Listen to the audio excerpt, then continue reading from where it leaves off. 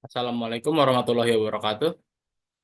Perkenalkan, nama saya Faiz Azhar Ramadan dari kelas Meteorologi 5A.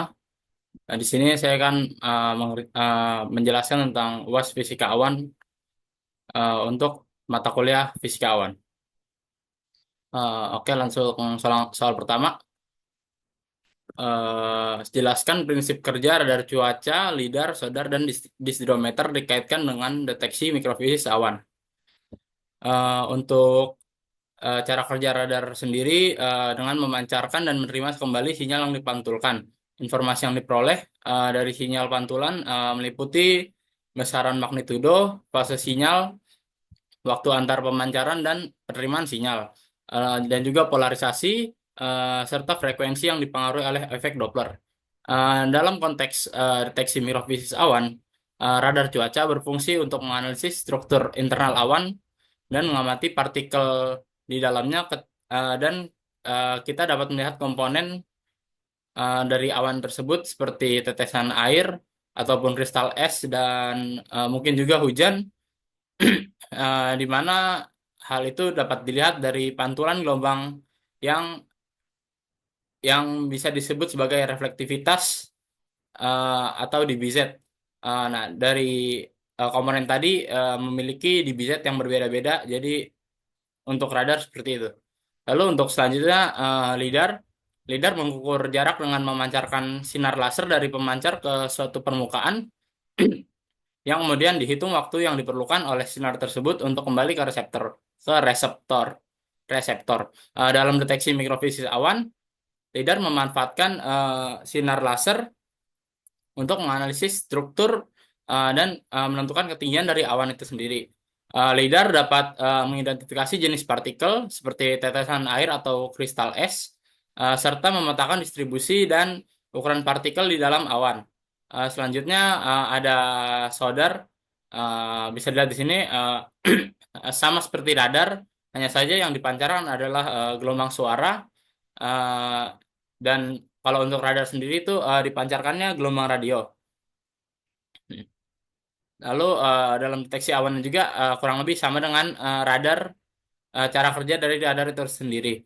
Lalu yang terakhir ada disdrometer, yaitu disdrometer adalah alat yang digunakan untuk mengukur ukuran, bentuk, dan kecepatan jatuh dari tetesan air hujan.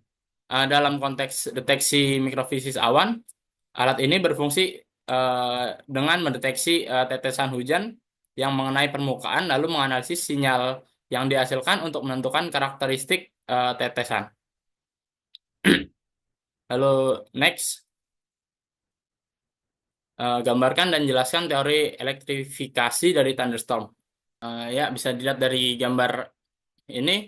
Dalam thunderstorm itu aliran udara membawa kristal es yang bermuatan positif ke bagian atas. Sedangkan partikel droplet yang lebih besar dan padat tertahan di tengah atau jatuh ke bagian bawah awan. Hal ini menyebabkan bagian atas awan badai menjadi bermuatan positif, sedangkan bagian tengah hingga bawah awan menjadi bermuatan negatif. Bisa dilihat di gambar ini, yang bawah negatif, yang atas positif. Lalu aliran udara ke atas ini yang cenderung menyebabkan kristal es yang bermuatan positif di bagian awan menyebar secara horizontal sehingga membentuk area yang dikenal sebagai landasan awan petir. Ya, bisa lihat di sini ada petirnya ya. Lalu selain itu terdapat juga akumulasi kecil yang signifikan dari muatan positif di dekat bagian bawah awan akibat curah hujan dan suhu yang lebih hangat.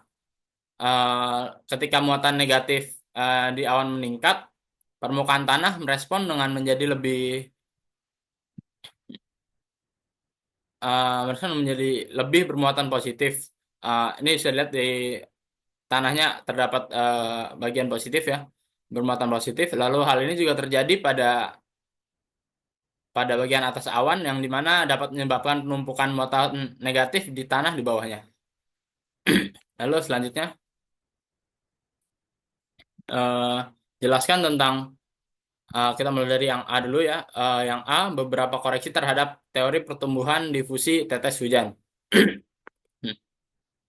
Untuk koreksinya sendiri itu terdapat 5 koreksi ya. Yang pertama itu dari kinetic effect, yaitu merupakan laju perpindahan panas, massa, dan momentum antara tetesan dan lingkungannya bergantung pada bilangan Knudsen. Di mana jika bilangan Knudsen kurang dari satu, maka medan uap dan suhu dianggap kontinu dan pertukaran dapat dijelaskan dengan pendekatan kontinuitas Maxwell. Lalu jika bilangan Knudsen lebih dari satu, maka medan uap dan suhu tidak dianggap kontinu. Pertukaran dapat dijelaskan dengan teori tumbukan molekuler. Lalu jika bilangan Knudsen sama dengan satu, untuk tetesan awan kecil dengan radius antara 0,1 hingga 1 mikron, pendekatan molekul bebas dan kontinuitas Maxwell tidak berlaku. Lalu ada kedua, ventilation effect atau efek aliran udara di sekitar tetesan hujan atau partikel presipitasi yang jatuh melalui atmosfer. Ketika tetesan diam, medan uap di sekitarnya berbentuk simetris. Namun pada tetesan yang jatuh, medan ini berubah karena aliran udara. Tetesan yang jatuh memiliki aliran udara yang meningkatkan laju perpindahan panas dan massa, terutama di sisi yang menghadap arah jatuhnya tetesan. Tetapi hal ini dapat diabaikan pada tetesan besar dikarenakan pertumbuhan tetesan besar lebih banyak dipengaruhi oleh koalensi antar tetesan. Lalu yang ketiga ada non-stationary growth yang menjelaskan pertumbuhan tetesan air yang terjadi dalam kondisi yang tidak stabil. Uap air dan suhu di sekitar tetesan terus berubah yang menyebabkan permukaan tetesan mengembang dan menyusut secara dinamis. Karena pergerakan ini, kondisi difusi di sekitar tetesan harus terus disesuaikan sehingga lapisan suhu dan uap harus cepat beradaptasi. Lalu yang keempat ada unsteady updraft. Unsteady updraft merujuk pada daerah dengan percepatan dan perlambatan arus udara naik di dalam awan. Kondisi ini dapat memperluas spektrum tetesan dengan terus mengaktifkan inti kondensasi yang baru. Selain pembentukan tetesan baru di area percepatan, efek ini memiliki dampak yang kecil terhadap evolusi ukuran tetesan. Selanjutnya yang kelima ada statistical effect, yaitu hal ini mengacu pada variasi dalam pertumbuhan tetesan hujan, di mana setiap tetesan memiliki jalur evolusi yang berbeda, akibat mengalami tingkat supersaturasi yang bervariasi. Hal ini menyebabkan pelebaran spektrum ukuran tetesan dalam awan yang dianggap sebagai efek yang kecil. Lalu yang kedua, proses mekanisme cloud seeding pada awan hangat dan awan dingin. Uh, Sebelum melakukan cloud seeding, seleksi awan cumulus diperlukan untuk membedakan antara awan hangat dan awan dingin. Untuk cloud seeding pada awan hangat, awan cumulus dengan temperatur yang lebih besar dari negatif 10 derajat Celcius digolongkan sebagai awan panas. Lalu modifikasi awan dapat dilakukan dengan menginjeksikan tetes-tetes besar atau partikel-partikel higroskopis yang contohnya seperti partikel garam ke dalam dasar awan sehingga mekanisme benturan dan tangkapan menjadi lebih aktif atau terjadinya koalensi. Lalu akibat proses ini tetes bertambah besar dan jatuh lebih cepat. Dengan demikian tetes awan makin cepat menjadi tetesan hujan. Untuk membentuk satu tetes hujan diperlukan puluhan ribu sampai 1 juta tetes-tetes awan. Bisa dilihat dari gambar di kiri ini merupakan contoh cloud seeding pada awan hangat. Lalu di kanan ini bisa kita lihat cloud seeding pada awan dingin. Untuk pada awan dingin sendiri itu awan dingin itu sendiri merupakan cumulus yang tumbuh menjulang tinggi jauh ke lapisan atmosfer dengan temperatur di bawah negatif 10 derajat. Pada lapisan awan antara 0 derajat hingga 40 derajat tidak terjadi pengintian air secara spontan kecuali jika tetes-tetes menjumpai inti pembuka atau inti es. Aerosol buatan yang banyak dipakai untuk merangsang presipitasi adalah perak iodida atau silver iodide, tetapi di Indonesia sendiri di mana banyak radiasi matahari, maka silver iodide itu sendiri tidak efektif dipakai sebagai inti pembeku. Gantinya dapat dipakai es kering atau dry ash atau karbon dioksida padat yang ditaburkan dari puncak awan. Lalu selanjutnya jelaskan perbedaan mendasar persamaan 1D, 2D, dan 3D pada model numerik awan. Untuk perbedaan antara 1D, 2D, dan 3D ini sebenarnya hanya berbeda di dimensinya, di mana pada saat dimensi 1D yang dipertimbangkan hanya arah vertikalnya, lalu yang di 2D itu arah vertikal dan horizontal, lalu yang di 3 dimensi itu uh, bertambah satu, yaitu tinggi. Jadi tinggi, vertikal, dan horizontalnya. Uh, Ya, 3 dimensi gitulah sepertinya. Lalu next, jelaskan proses-proses dalam gambar di bawah ini. Untuk gambar di bawah ini bisa kita lihat ada water water vapor atau uap air ya. Uap air ini terjadi kondensasi, yaitu di mana proses uap air ini menjadi air cair yang yang berubah menjadi cloud water. Lalu ada di sini, kalau itu terjadi kondensasi menjadi cloud water, kalau deposisi menjadi cloud ice, yang dimana deposisi sendiri merupakan proses uap air eh, menjadi es tanpa dia melalui fase yang cair. Lalu bisa dilihat di sini ada evaporasi. Evaporasi sendiri proses air cair menjadi uap air. Jadi kayak ini dari hujan menjadi water vapor itu terjadi evaporasi. Lalu melting atau pencairan, yaitu perubahan dari cloud ice menjadi cloud water. Jadi kayak es menjadi eh, air gitu, pencairan. Sebelum eh, s- serta salju dan gropel menjadi hujan. Ya bisa lihat pokoknya dari es menjadi air.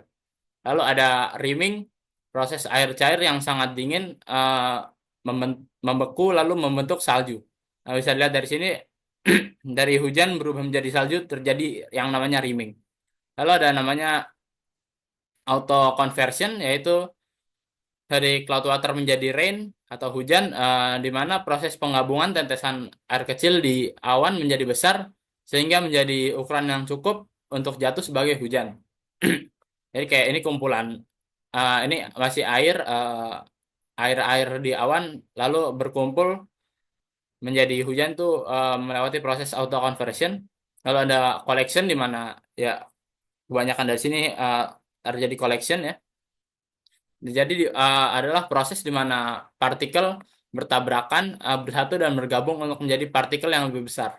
Jadi lebih ke kayak penggabungan gitu. Jadi bisa lihat kalau ini cloud water yang uh, penggabungan menjadi cloud water yang banyak melakukan penggabungan menjadi gropel bisa, atau uh, salju yang bergabungan dengan salju lainnya menjadi gropel juga. Lalu lanjut. Lalu terjadi adanya lalu ada konversi ya. Yaitu proses perubahan suatu partikel menjadi partikel lainnya. Seperti contohnya ini es yang ada di awan berubah menjadi salju. Lalu ada shading di sini. Shading adalah pelepasan air cair dari permukaan partikel yang lebih besar menjadi tetesan yang lebih kecil. Ini bisa dilihat dari droplet menjadi rain itu uh, air cair dari permukaan partikel yang lebih besar berubah menjadi lebih kecil gitu. Jadi kayak mengecil gitu. Jadi kayak droplet yang uh, part- kumpulan partikel ini berubah menjadi hujan. Lalu yang terakhir mungkin ada precipitation fallout, yaitu proses akhir dari presipitasi, di mana partikel presipitasi jatuh ke permukaan bumi akibat gaya gravitasi bumi. Lalu selanjutnya ada soal hitung-hitungan. Eh, untuk informasi sebelumnya, NPT saya, 2 digit NPT terakhir saya adalah 13. Jadi XX di sini akan diganti menjadi 13. Diketahui R dalam kurung T-nya sama dengan 20 mikrometer, lalu RO-nya 2 mikrometer, lalu di sini waktunya 13 menit dikarenakan NPT saya 13. Lalu untuk temperaturnya itu 13,3 Celcius, lalu tekanannya 103,3 kilopascal. Lalu yang ditanya adalah S, dapat dicari dengan R RT kuadrat dikurang rho kuadrat dibagi 2T sama dengan 20 kali 10 pangkat min 6 kuadrat dikurang 2 kali 10 pangkat min 6 kuadrat dibagi 2 kali T-nya itu 780. Karena ini 13 kali 60 diubah dulu menjadi detik. Jadi hasilnya sama dengan 0,254 dikali 10 pangkat min 12 meter kuad met- meter persegi meter persegi per detik. Lalu diubah dari ini, lalu langsung ke bawah 112,20 dibagi 0,254 sama dengan 0,0226. Lalu 0,002226 ini ditambah dengan 1 jadi sama dengan 1,00226 sehingga S-nya sama dengan 100,23%. Lalu selanjutnya hitung curah hujan jika diketahui populasi droplet terdiri dari ukuran tunggal dengan kecepatan jatuh U sama dengan 1,3 mili per second dan densitas droplet 21,3 tetes per meter eh, kuad per meter kubik. Lalu di sini bisa dilihat diketahui ada apa? Diameternya 1,3 kali 10 pangkat min 3 meter. Lalu untuk U-nya ada 1,3 meter per second. Lalu N-nya sendiri densitas dropletnya itu 21,3 tetes per meter kubik. Yang ditanya adalah curah hujan atau rain rate-nya. Untuk mendapatkannya bisa dihitung dengan cara R sama dengan Pi per 6 lalu dalam kurung 1,3 atau U terus dalam kurung dikali D dikali N. Lalu untuk untuk D-nya sendiri ini ada pangkat 3 jadi dihitung dulu pangkat 3-nya sehingga menghasilkan 2,197 dikali 10 pangkat min 10 pangkat min 9 lalu dikali 21,3 sehingga hasil dari perhitungan ini sama dengan 3,3185 dikali 10 pangkat min 8. Lalu karena ini rain rate dikali 3.600 sehingga menghasilkan 0,115 milimeter per jam. Selanjutnya awan orografis di suatu wilayah dengan ketebalan 2,13 km mengandung uap air 0,13 gram per meter kubik. Sebuah tetes dengan jari-jari 0,113 mm pada puncak awan mulai jatuh melewati awan. Lalu tentukan A. Ukuran tetes yang muncul dari dasar awan dengan menggunakan persamaan dasar pertumbuhan kontinu. Eh, Bisa dilihat di sini yang diketahui adalah ketebalan awannya yaitu H sama dengan 2,13 km yaitu 2130 meter. Lalu ada konsentrasi uap air yaitu 0,13 gram per meter kubik. Lalu ada jari-jari awal tetesan yaitu 0,113 milimeter. Lalu ada efisiensi penggabungan dan kecepatan terminalnya bisa dilihat di sini K3 itu sama dengan 8 kali 10 pangkat 3. Lalu kerapatan air cair 1000 kilogram per meter kubik dan ini untuk yang C-nya abras dengan 21,3 cm per second atau 0,213 meter per second. Yang ditanya adalah ini untuk A adalah ukuran tetesan di dasar awan.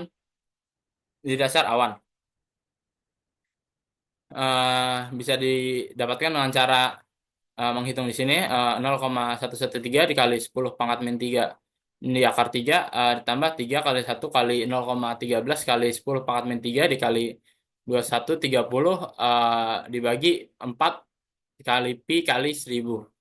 Lalu setelah didapatkan dari akar 3 di depan tadi ini, lalu hasilnya sama dengan 0,403 milimeter.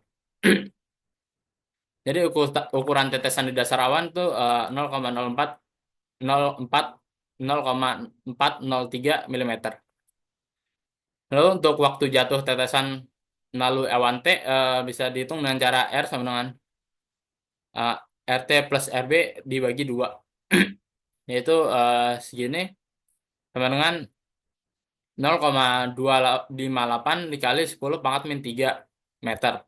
Lalu setelah ketemu R-nya dimasukin ke yang K3 ini, eh, VT sama dengan K3R sama dengan 8 kali 10 pangkat 3 dikali 0,258 kali 10 pangkat min 3 sama dengan 2,064 meter per second. Lalu untuk mendapatkan waktunya itu bisa didapat dari 21,1130 dibagi 2,064 yang menghasilkan 1032,52 second atau 17,21 menit. Lalu untuk yang C, ukuran tetesan di dasar awan jika ada updraft, dikarenakan ketinggian efektif tidak berubah di mana awan memiliki ketebalan yang sama, ukuran tetesan dihitung seperti pada bagian A, yaitu 0,403 milimeter. Untuk yang terakhir, jika sebuah tetes berdiameter 0,13 milimeter terletak di dasar awan kumulus yang memiliki konsentrasi air cair sebesar 1,13 gram per meter kubik dan kecepatan updraft konstan sebesar 1,3 milimeter per second.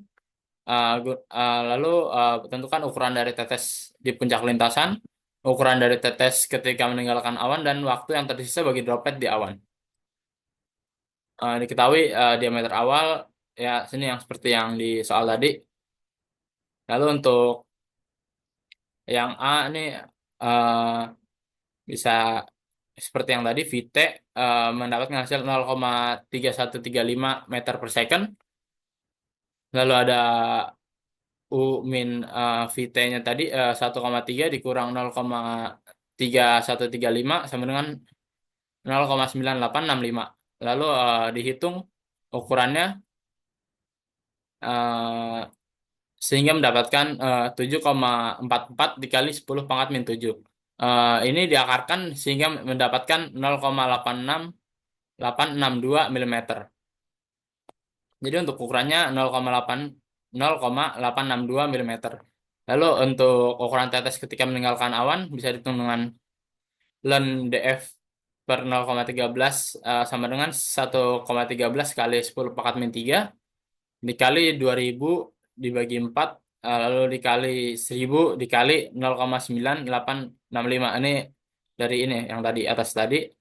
Lalu hasilnya ini lalu df sama dengan 0,13 dikali pangkat 5,73 dikali 10 pangkat min 7 sehingga mendapatkan hasil 103 ya inilah pokoknya 0,13 milimeter. Lalu untuk waktu tersisa bagi droplet di awan bisa dihitung dengan waktu awan ya sama dengan ketinggian awan dibagi kecepatan total ya dari ini yaitu 2000 dibagi 0,9865 yaitu 2027 detik atau 33,8 menit. Ya sekian dari saya. Wassalamualaikum warahmatullahi wabarakatuh.